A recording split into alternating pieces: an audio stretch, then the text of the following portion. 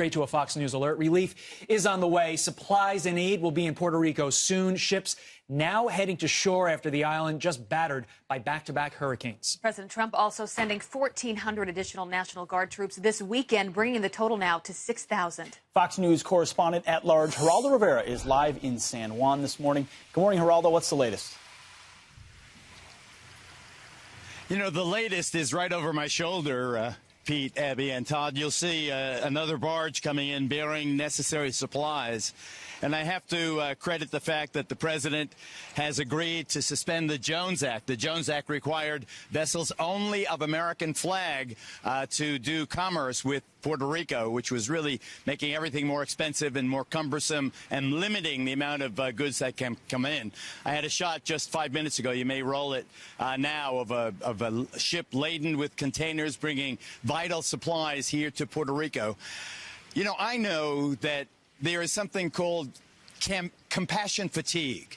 We have gone through Hurricane Harvey now. We've gone through Hurricane Irma now. And now comes Hurricane Maria. So you want to feel sorry for people. You want to be generous. You want to help out. But you're just so many catastrophes competing for center stage on the, in the world platform. But I urge people not to feel that way about what's happened here. This is a calamity of historic dimension. There has never been a natural disaster that negatively impacted more people than the hurricane that hit here in Puerto Rico. People are still, the vast majority, 99% of the folks here are without electrical power. Half of them are without fresh water. There is no cell service. There is no internet. That lack of communication helps create the kind of panic that results in those lines at the gas station. But this disaster has affected every corner of this island of 3.4 million people. Ben, just pan over.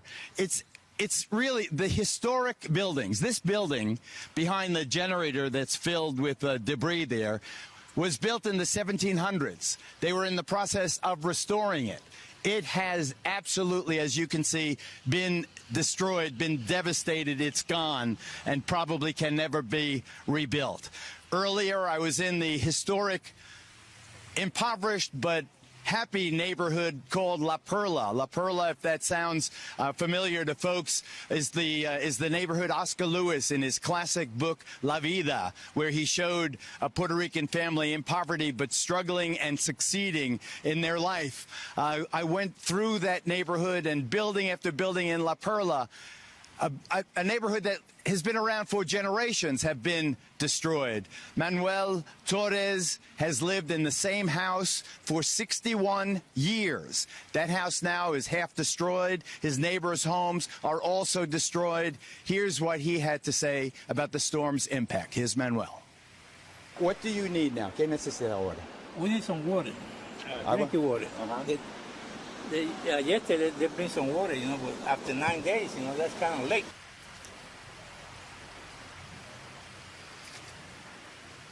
You know, there is aid arriving, obviously, because of the scope of this disaster. I don't think any reaction could have been swift enough. I don't think there was a true understanding of what has happened because, as I said, there has never been a natural disaster that negatively impacted more people, not in modern history. And I've covered volcanoes and earthquakes, and I've chased hurricanes for the last 50 years.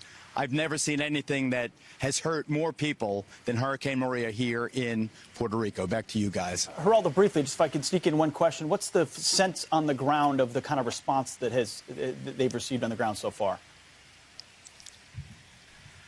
I think it's uneven, Pete.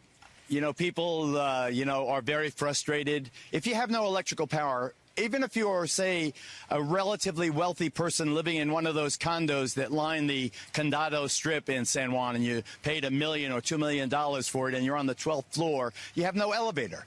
You have no water. So if you want to flush the toilet, you've got to carry a gallon of water up 10, 11, 12 stories. They really are in extremis.